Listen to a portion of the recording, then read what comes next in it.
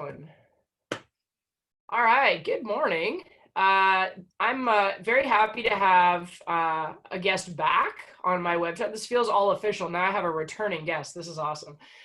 So to give us a little bit more in the line of nutrition, we've got Kat Barefield back. Again, she's the VP of Nutrition Services at dotFIT, and back to help us with a little bit more. So good morning, Kat, and thank you for joining me again. Hi, I'm happy to be here. There we go. We were just joking that Kat's nailed the art of the Zoom call background because she's got a very nice looking setup, and I look like I've just moved into my house, which is kind of halfway true. That steps the credibility up. That's awesome. So what I was sharing with Kat is we've just finished the nutrition section in our current BCPTI program. We spent a couple of days talking about the science and the basics and trying to get a handle on things like calories and energy balance and macronutrients, micronutrients. And this is always one of my favorite subjects to teach because the students always have lots of questions for themselves, which is awesome. When it comes to nutrition, I think you kind of have to be a client first and figure some stuff out before you have things to say to other people and help them.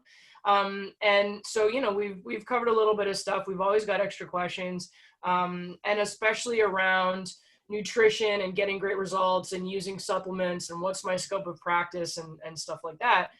Well, again, Kat's the expert. So I'm really happy to have her back today so that we can talk a little bit like that. So just before we dive in, can you flesh out a little bit more for the people watching what you do at dotFIT in the sense that it's designed to be a partner for trainers and fitness professionals? Talk a little bit about the tool, talk a little bit about how you onboard through it. If you don't mind, just kind of give us a little bit more information about like why that tool helps trainers do their job better. Yeah. So what I do, and at dotFIT, once again, we're a fitness R&D company. So we're research and development. And our mission is to create solutions for fitness professionals to help their members get the outcomes and the results that they want. So what I do at dotFIT is I help to develop the software system that generates the nutrition plans and recommendations, right, for you guys so that you can deliver nutrition within your scope of practice. So I'm part of that team. And then the second half of is develop the education and then onboarding trainers so that we can continue to provide evidence-based information to trainers so that they can have some credible solution and information. Because you and I know, Logan, how much misinformation that is out there in this industry. I mean, it's rampant, right? Everywhere you look, the news, on everything, it's just a lot of misinformation. It can be very confusing. So one of our missions has always been to sort of clear the clutter, bust myths, and really sort of deliver truths and solutions to fitness professionals. Does that make sense? Yeah, I love it. That's really great. And realistically, that kind of leads me to one of my first questions, because you've got so much out there and some of it looks really great. And It's not what I try to say to students sometimes is it's not that it's wrong. There can be truth inside of almost anything that gets put out there. Because at the end of the day, someone who went to the trouble of putting together an app or a program or a diet or a supplement company or whatever, they probably had some kind of positive experience. I was unhealthy, yes. I changed my life, and I wanted to give more people access to the same thing. Right? So I think there's a lot of good behind why there are so many resources out there. But the tough part about some of what's out there is it's really anecdotal truth, which means it worked for one person, or it worked for a week, and it doesn't have the same grounding in human science. It doesn't have the same grounding in what's sustainable. It doesn't have the same grounding in like generalizing it, right? As much as every person wants to think that they're an individual, we're all Homo sapiens. There's some general rules that apply for all of us. So when we look at the difference between something like dotFIT and the work that you do, and we look at something like a MyFitnessPal, or we look at something like the MLM, companies or whatever, my understanding of the difference is you control your content a lot more. It's not community generated. It's only put out by you and other professionals. And so then when you say, we're trying to clear the clutter and link people to valuable resources, that's kind of the Right. point. Is it's not that these little anecdotal things didn't work somewhere for somebody, but we Right. don't want to put all our eggs in an anecdotal basket. We want to step back and understand the wider science and the more applicable strategies. And we just want to be more safe and more sure when it comes to Yeah. being a fitness professional. Would you say that's fair?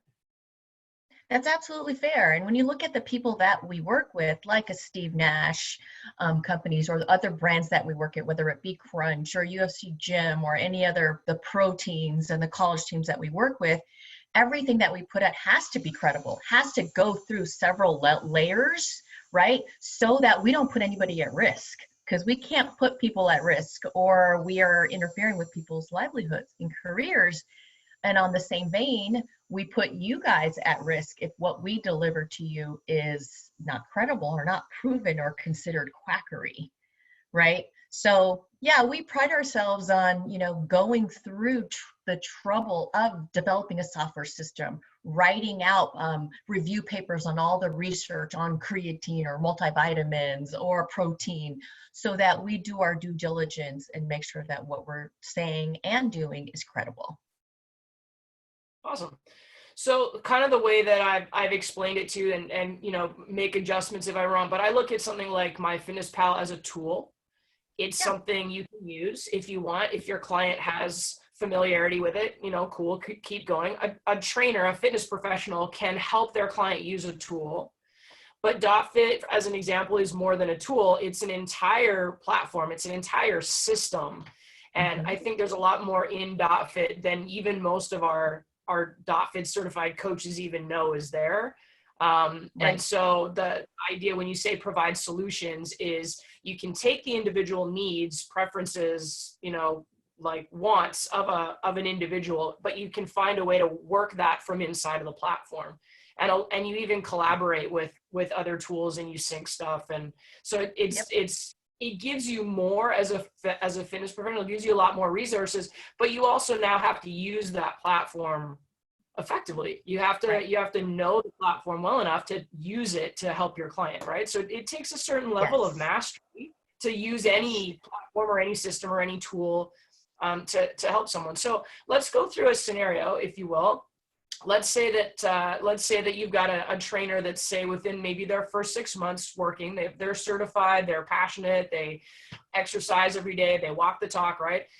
Let's say they get given a client who's maybe like middle age, like 40, who wants to lose some weight, right? Okay. And that's probably a pretty common demographic for trainers. When you look at it from the perspective of coaching or the components of how you want to help this person, when you look at how you communicate with them, what are some of the things that you want to see a trainer do in order to help Yeah. that person be successful? Yeah. Okay. So let's just take a step back real quick and big picture it, right? So the overwhelming majority of clients that step into gyms are the overwhelming majority want to change their body composition in some way, shape, or form, right? They want to lose some weight, slash body fat, preserve or maintain muscle tissue, or a combination of the two. The stats have been pretty steady over the past few decades about that. It's pretty clear. So as a new trainer, you're going to want to have a way to help your clients achieve that, right?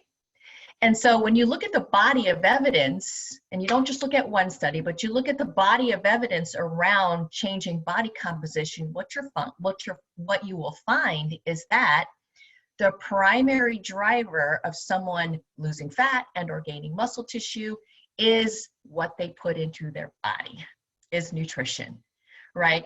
Although exercise plays a vital role, there's no question about all the benefits of exercise, but in terms of changing body composition, it's what you put into your body. And you can probably all think of somebody that works out all the time. They come into the gym religiously and for years, and they look exactly the same, right? So Totally. what's the issue there? Is it the exercise that's the issue? Well, no, because it's consistent. It's what they're putting into their body when they're outside of the gym that makes the most difference.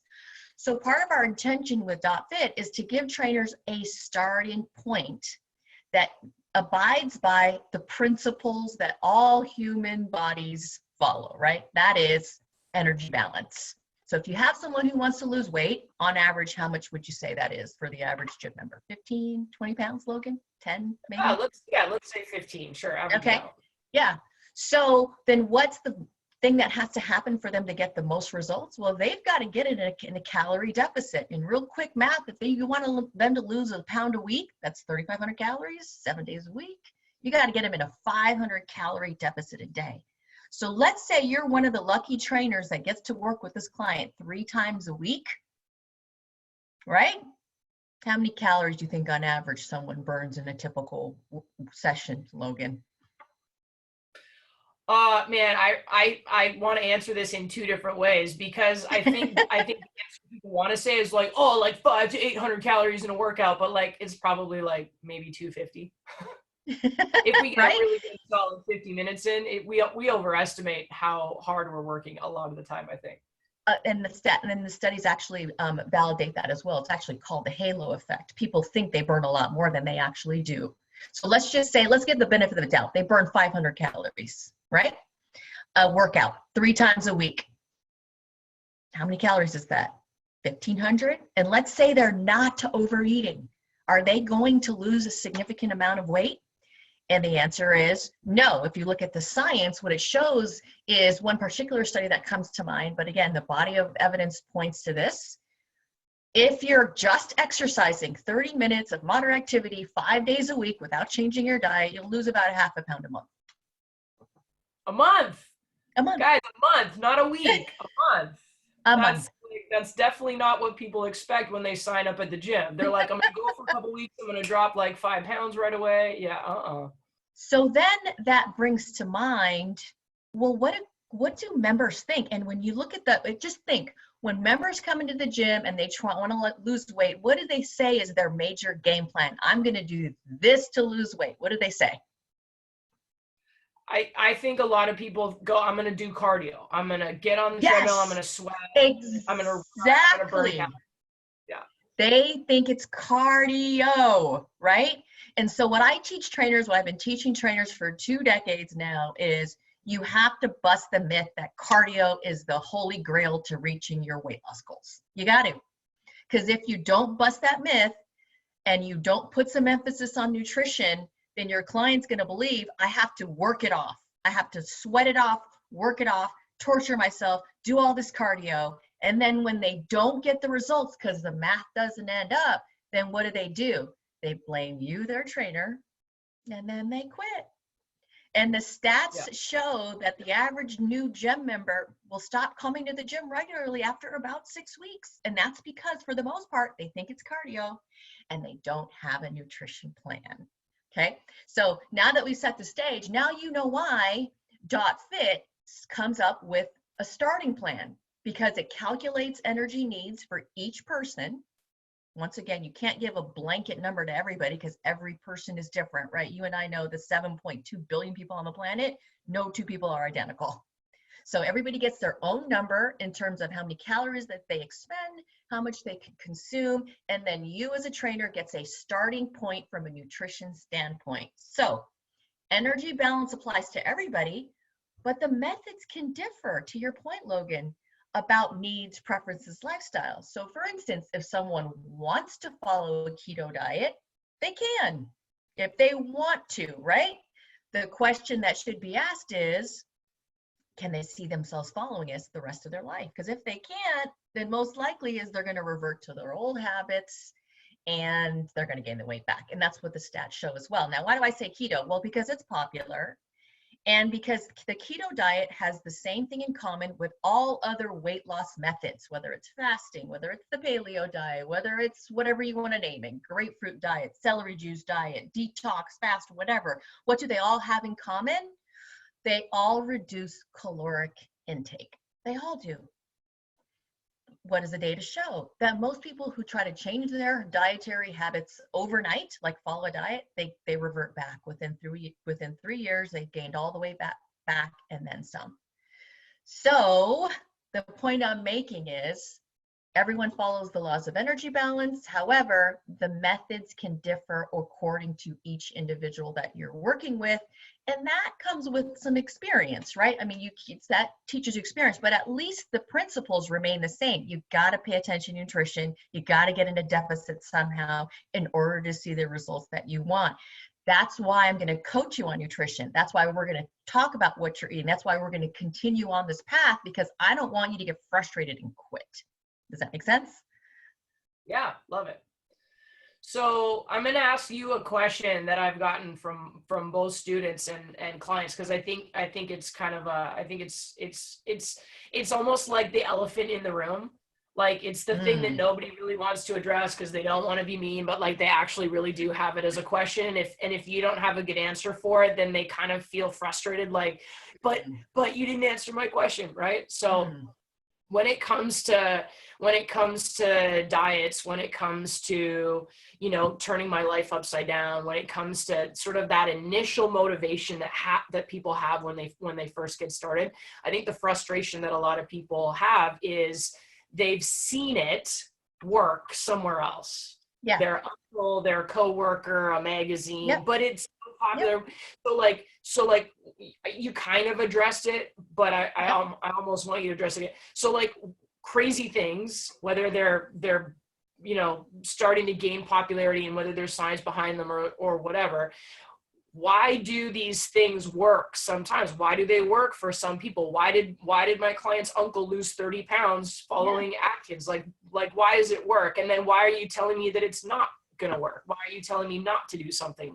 So there's kind of this logic against popular information fight. What would you say to someone that has that frustration? I would say that it works because the diet is designed to cut calories, and for keto in particular, it suppresses appetite. That's the main reason why it works for a lot of people, because they don't feel hungry for ketogenic diets in general, right? But then you have to take it a step further, because a lot of people see the initial weight loss, but then don't follow them 3 years later or 5 years later or after that, because in the majority of cases, these individuals will revert back to their own old eating habits and gain the weight back, because humans are creatures of habit. Now, again, there's that 5% of people who can stick to it long term and keep it off, but that doesn't even matter. The question is, can it work for you? And that's where the experimentation comes in. Can it work for you? If you want to give it a shot and make it work for you, and that's what you want to do, then okay, let's give it a shot. I mean, that's always my qualifying question is, if you think it can work for you, then I'll coach you on it. And then, you know, part of my background as a dietitian and part of what dotFIT does is we'll fill the nutrient gaps that diet will be missing, right? Because you're going to be missing some nutrients anytime you cut drastically food groups, right? Or food types, or, you know, things like that. Awesome. Hopefully that helps. Yeah, for sure. And sort of what I'm hearing you say and what I try to translate a little bit when we're teaching is, when you write a workout for someone, when they show up to exercise with you, you create a plan, you have a template, and to a certain extent, there's a little bit of like, hey, I know push-ups are hard, but you're going to do them anyways because and then your client's like, okay, and then they do them anyways, right? Some people hate push-ups so bad you can't program push-ups, but for the most part, like when you're a trainer and you write out what they're going to do, they're doing it in front of you. Part of your job is to make it fun and be enthusiastic and like, come on, you did 5 last time, do 6 this time. And we sort of forget that the coaching that happens in the gym, a big part of why it's successful is because there's this human nature where if you tell me to do something and you're watching me, I'll do it. Yeah. But then as nutrition coaches, if we plan their nutrition the same way, I'm going to write down a bunch of things and you're going to go and do it. Well, your client's doing that away from you. They're doing it in their house. They're doing it at the grocery store. They're doing it at the restaurant. They're doing it when they're around their friends who aren't on a diet. They're doing it when they're around their kids and they don't want to put like weird food baggage on their kids, right? And so it's a totally different environment to have to make decisions about food multiple times a day away from you. Like the thing that's different about a gym is when someone goes to the gym, that's already different. So then they'll behave differently. they've hired Yep. you, that's different. But everything about how they eat food, for the most part, is kind of the same. And yet we're Right. trying to help them make some changes. So let's talk a little bit about, because you mentioned last time that you just did a behavior change, you Hmm. know, program or whatever, and you seem super excited about it. So I want to hear a Yes. little bit more about that. When it comes to, is it going to work for you? Are you going to be able to sustain change? Tell us a little bit about behavior change or forming new habits. Tell us a little bit about how we have to support our clients when they're making that kind of a shift. Yeah. Okay. So people change best by feeling good. That's one of the maxims, by feeling good. So if you can modify those push-ups to make them successful at it, whether that's starting with a wall push-up and then progressing them through, every time they feel successful, it's going to reinforce it in their brain, release a little bit of dopamine, and get them to come back, as opposed to feeling like a failure, feeling like they suck, and not looking forward to the next workout. So the really, as you know, the really good trainers are really good at pushing their client, but making them feel successful, right? Okay, so that brings me to the behavioral model that explains all human behavior, right? So when three components come together, any behavior occurs. And those components are motivation, when someone's motivated to do something, right? When they have the ability to do it, and when there's a prompt or a cue, right? So, and motivation and ability sort of have this compensatory relationship, right? The higher motivated you are, the harder things you can do. And then the opposite is also true, right? The less motivated you are, well, then the easier the behavior has to do in order for you to actually do that behavior. And then lastly, if there's no prompt, you're not going to do it. So there has to be a prompt. So as a coach, what you want to figure out is, what does your client want to do? I call that meeting your client where they are. What do they want to do? Do they want to eat more protein? Do they want to cut out sugar? Do they want to eat more vegetables? Do they want to drink more water? Right? So can you figure out, make a list of things that clients want to do? And I like to do, we call, in behavior, it's called behavioral mapping, right? Or focus mapping. You come up with all these ideas for all these different behaviors of cutting calories. And this is where the science part and the art sort of blend together, is bringing out the things your clients want to do. That's the motivation piece. The opposite of that would be forcing to do stuff they don't want to do. Like maybe they don't want to eat cauliflower because they hate it. Well, then don't force them to eat it.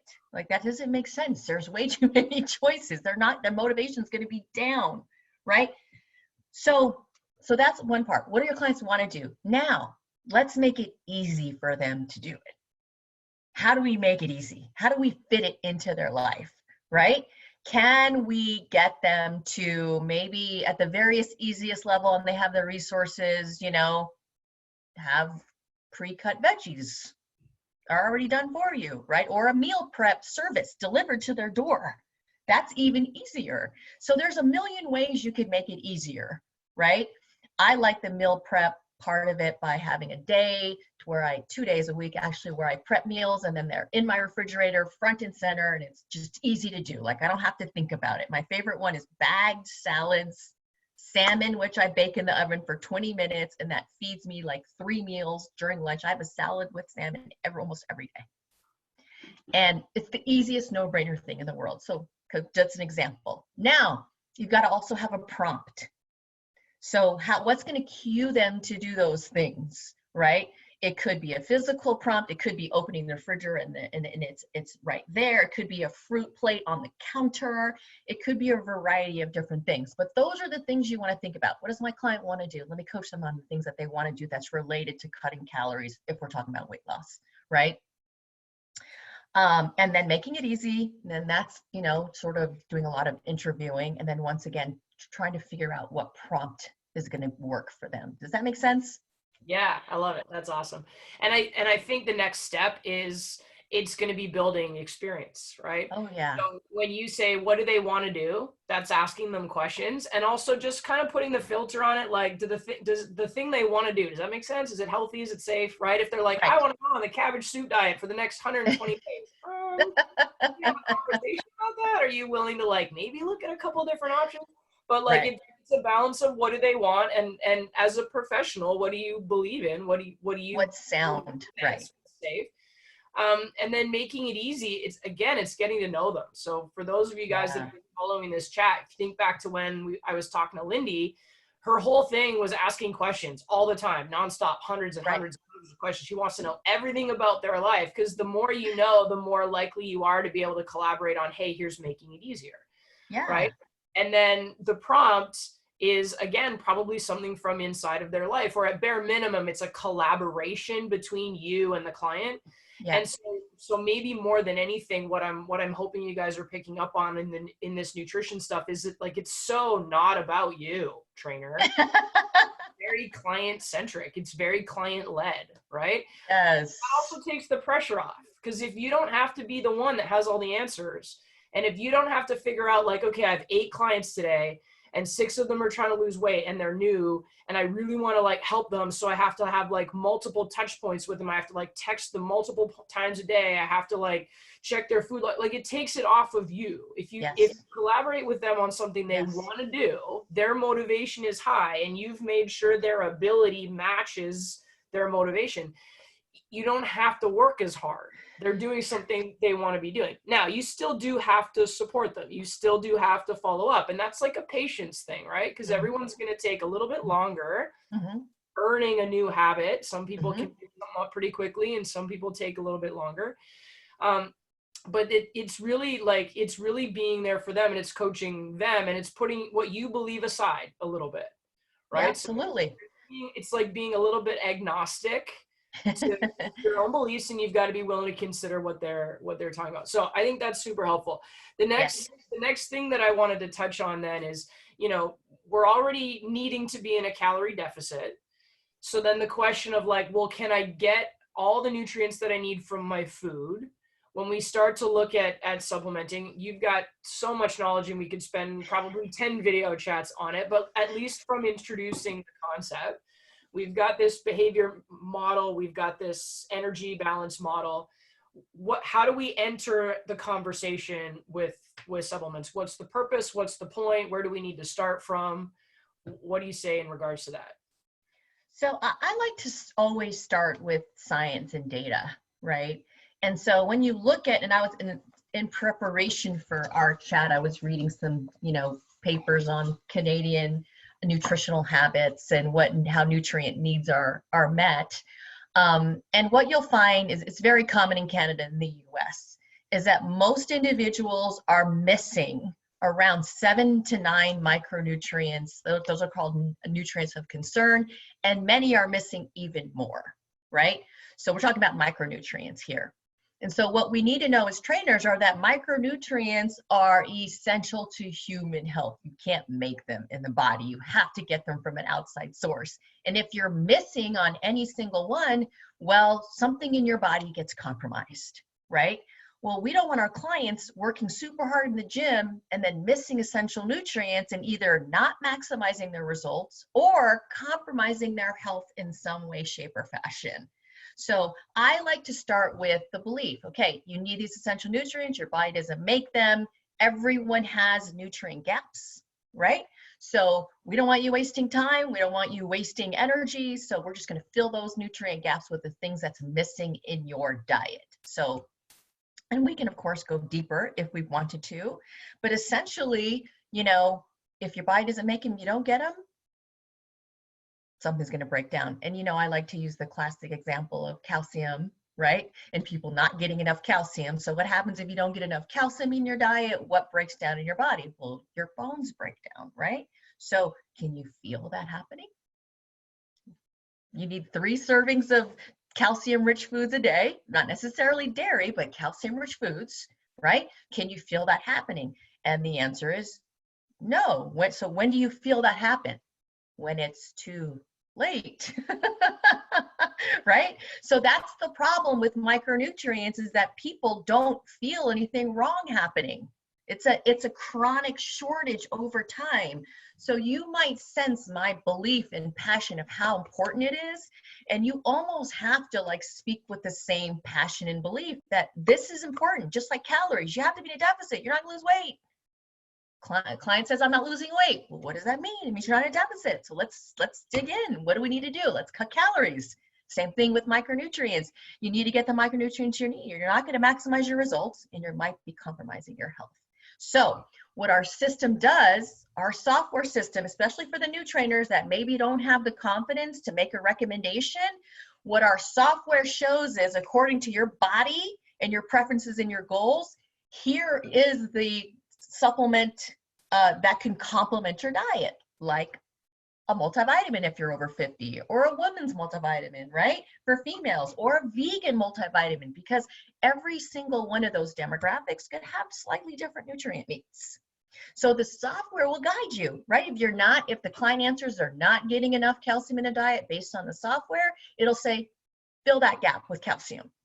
So the software provides the guidance. You don't have to know everything. It's there to give you a starting plan, and then as you attain more knowledge about supplements, then you can speak to it in more depth. But in the meantime, at least you got a starting plan.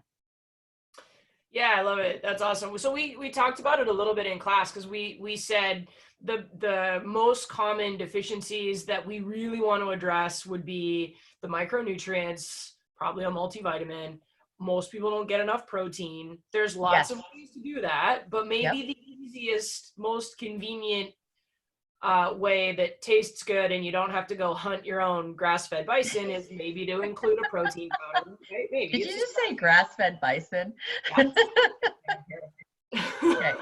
And then we look at, like fruits and vegetables kind of fits in under multivitamins. Sometimes we look at it as a greens thing, and then omega-3. And then you added in calcium, which is another good one. So I really, fed you what I wanted you to talk about a little bit today, and you've been really nice at of fitting that in. But I wanted to reiterate that, like, I have like yourself, I have the benefit of a lot of years of working with people, and I've had a lot of, but this is what's stopping me type conversations. Mm-hmm. My hormones, it's my I'm on, it's and we've heard it all. And the fact of the matter is, people are honestly and truly frustrated by those facts, especially when they believe that they're helpless in the face of whatever. So if I'm not aware that I'm eating 3,200 calories a day, well, then I'm going to be really frustrated with my hormones, because I think that I have no control over them. And so therefore it's helpless. Right. So when we look at something like educating our clients on how much they're eating, we're actually trying to maybe give them back some control and show them that there is opportunity.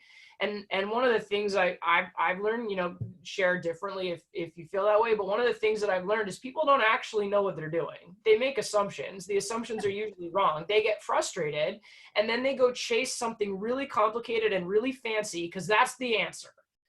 When what it usually is like, you've gained this weight daily for the last years, right? For a lot of people, it's a long, slow accumulation.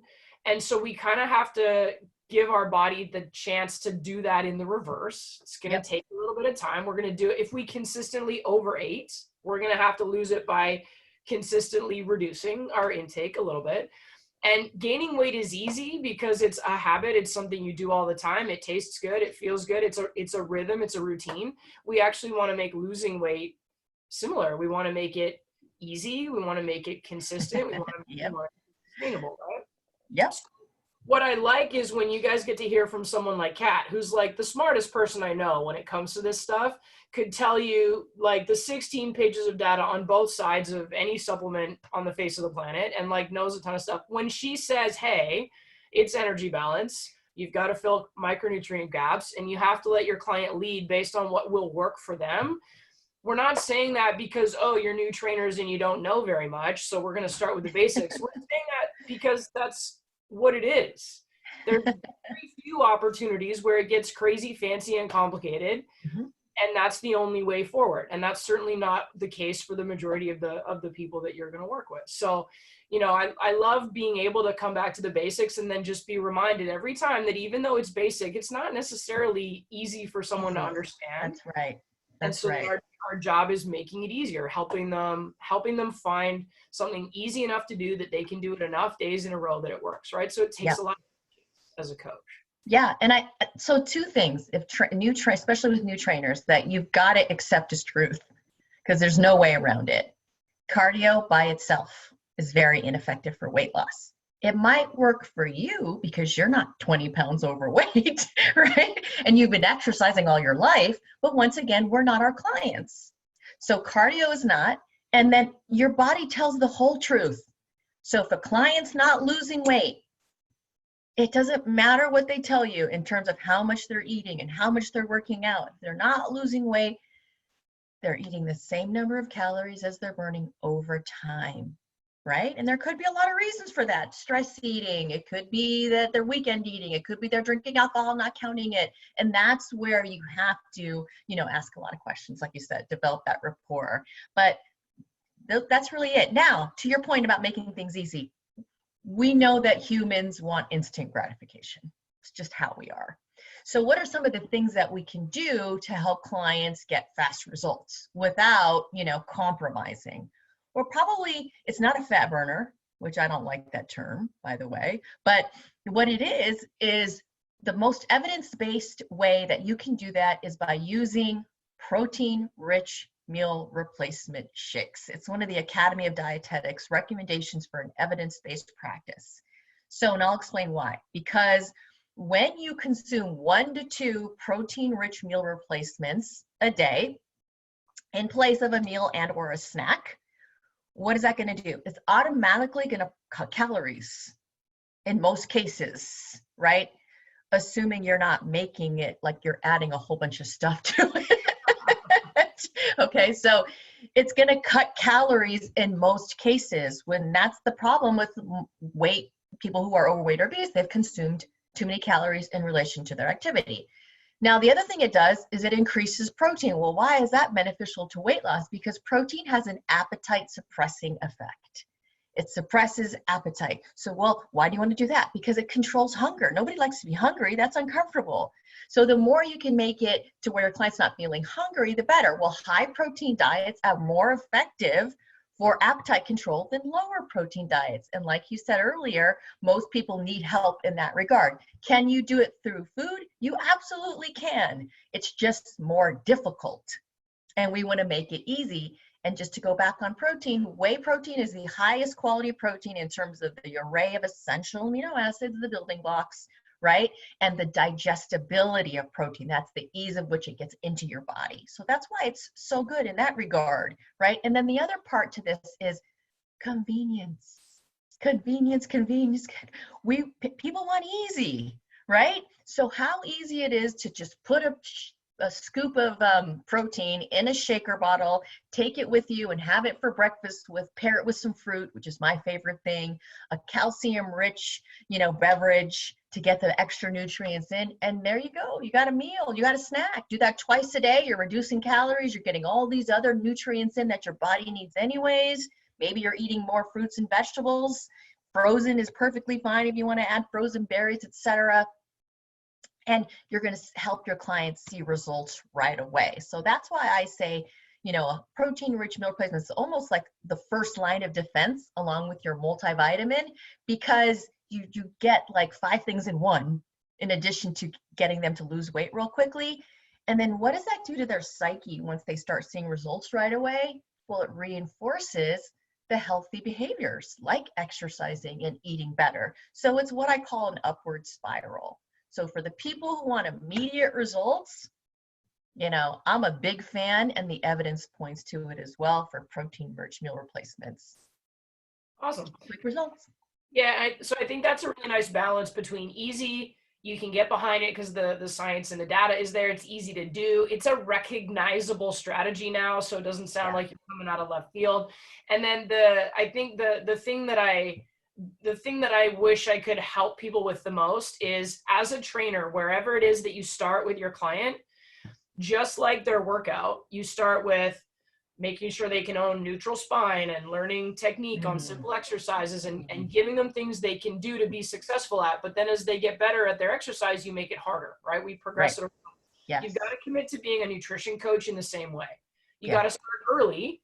You got to get them doing something smart, effective, that they like, that they commit to, right? That helps them start to make progress. But then you have to be willing to evolve your coaching, same way you're evolving their program. So where they might get great results by starting out with some high protein meal replacements, maybe what they actually want to do in the long run as they come to a weight they want and they want to stabilize, maybe they want to go back to eating more solid food so they can make meals for their whatever. You've got to be willing to grow how you coach them in nutrition the same way you evolve how they exercise, right? So you can't just go, here's everything you need today and then do that forever and never talk to me about it again because it's never going to change. This is the way, right? Like even when you look at yourself, how you've learned how to eat and where you are now, it looks different than where you started from. How you eat when you're trying to gain muscle is different than when you're trying to find your six pack for the summer. So the changes that you make to your own nutrition based on a solid platform, but then you make different decisions as you go. You have to be willing to be a partner with your client through those same kinds of adjustments, right? So it's long-term coaching because guess what? They've got to eat multiple days every day. Just like we say, hey, even if you lose 20 pounds and you're done training with me, you still have to exercise to maintain a level of fitness and maintain functional strength and whatever. So if we coach people in nutrition with that same sense of sustainability and longevity and long-term success, I think if we approached it that way with that sense of partnership, I think it would change how we coach nutrition a little bit. Yeah. And then using the resources that are created by people that are smarter than you and have more knowledge than you and bridge the scope of ability gap, right? What you're allowed to do versus what you really want to be able to do using a tool like dotFIT, taking advantage of all the years of experience that someone like Kat has. It's making it that much more likely for your client to be successful. But it's got to be something that you commit to do every time you see them, every time you train. When you adjust an exercise program, maybe you also have to relook at nutrition, like it evolves, like everything else. Yeah. Right? Yeah. Absolutely. And so to add to that, Logan, is, well, that means you've got to commit to continuous learning as a coach, right? So yes. We never, ever stop learning. I mean, Logan and I, you could probably tell we're geeks at that. Like we love to just keep getting information. Like my bookshelf right there is like, I just love books. So what we try to do is to make it easier for you guys to learn more. And we'll do these monthly master classes. So on our website, dotfit.com/ dotFIT tools / masterclass, you can watch the masterclass on popular diets. It's a review of the popular diets. You can learn about the different diets, how they work. You can watch the one I did one on plateaus, on what causes plateaus and how to break plateaus. There's one on every product we have, of course, to teach you more about the product. There's one on healthy aging, on plant-based gains that our founder just did. So utilize the resources that we're sharing with you. And then I always get asked the question, Logan, what do I recommend if I want to up my nutrition knowledge, right? So one of the free resources that I'm a huge fan of, it's a little sciencey, right?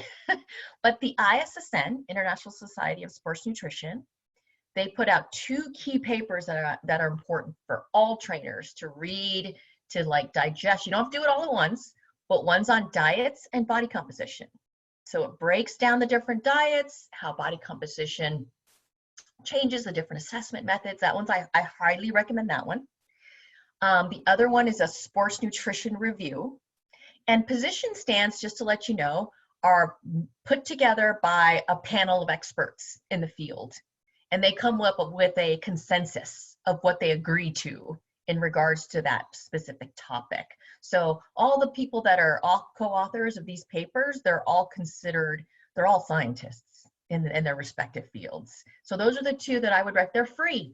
You can download them right off of you Google ISSN position stands, they're right there. The next thing I'd probably recommend, and if you like books, I love Lane Norton. He's a PhD scientist. He's also in private practice. He wrote a book called Fat Loss Forever. He did that with his wife, who's a dietitian. So that one's a good book. He's also on YouTube if you want to look him up. And then Alan Aragon, a very well-known scientist as well. He does a monthly publication called AARR, Alan Aragon. It's $10 a month. So he's been doing this forever. What he does is he synthesizes multiple studies related to fitness, muscle gain, etc. And he basically synthesizes the data, the research, summarizes it, and then puts out a monthly publication for $10 a month. I mean, talk about cheap, right? Getting someone to interpret the studies for you, as opposed to if you don't like to read studies, that's a good resource. So do that. And then those of you who are looking for a new certification in this area, I definitely recommend NASM did their certified nutrition coach. That's also a really well-designed course, not only because you can get CEUs to help recertify, but also they went through a couple rounds of peer review. Every chapter that was written went through 2 rounds of peer review by other people, other experts in the field. So you know you're not just getting someone's opinion, you're actually getting sound science that's been vetted out really well. So hopefully that helps. Yeah, awesome. I'm gonna go back and listen to this and then write down everything you said in the video notes. So okay, make sure that that's easy for you guys if you're interested in it. Yeah, and thank you very much, Kat. I think it was an awesome little review. What I will encourage you guys to do with this one is, if you have specific questions, write them in the comments, email them to me. It's always kind of weird teaching nutrition because you're trying to teach to what everybody needs. It's always way easier to just have a client with a specific answer, because then you can talk to that client specifically. So, you know, I think it'd be cool if we could collect some questions, and you know, if there's an opportunity for us to, you know, do something like this again with getting into a few more specific things. I think that'd be cool. My favorite thing that I've seen you do in sort of teaching our group stuff is like actually putting individual scenarios up and sort of walking through what the coaching steps are for that scenario. And I think that kind of gives a really, really nice example of what being a coach means. You've got all of this knowledge, but then you have to be a coach for one person. I geeked out when you were talking about helping Jamie Foxx get ready for Django. I was like, okay, tell me everything I need to know. But it was like one specific scenario, and it made sense for that one specific person. And that's where I started to kind of understand that, like, you've got to have lots of knowledge, but you've got to communicate with one specific person to really get them where they want to be, right? So being smart, having a bunch of knowledge isn't the same as knowing how to communicate it, knowing how to help someone put their own strategies into play. So but the nice thing about nutrition is that the same principles apply to everybody, like energy balance, right? Like protein requirements, for the most part, it changes based on the goal, but everybody needs it in certain greater amounts if you're in fitness. And like micronutrients, like it all applies to every human body. It's just the methods that will change from person to person, right? And so as you gain more experience and knowledge, then you'll have more tools in your toolbox, as they say. So, hey, Logan, if you want to do this on a regular basis, you know, I'll bring my own beverage. And we can do this on the regular. So you just let me know and I'll show up. Awesome. Well, this has been fun. And, you know, I think it really makes a difference just to be able to carry on a conversation and dive in a little bit. So I'd love to do another one. We'll get some questions. We'll, you know, come up with some different topics. We'll set another time, but thank you for being so generous with your time. I know you do so much, and you teach so many people, and you're involved in really big stuff. It's really cool that you're able to help just on my small little level, but we really appreciate it. And yeah, we'll take you up on doing another one. So hope you have a beautiful day out there in Southern California, and get your Zumba on or whatever it is that you like to do. I will. It's been an honor being with you, and hopefully this helps people, and I will be back soon. Awesome. Thanks so much, Kat. Thanks, Logan. Bye-bye. Take care.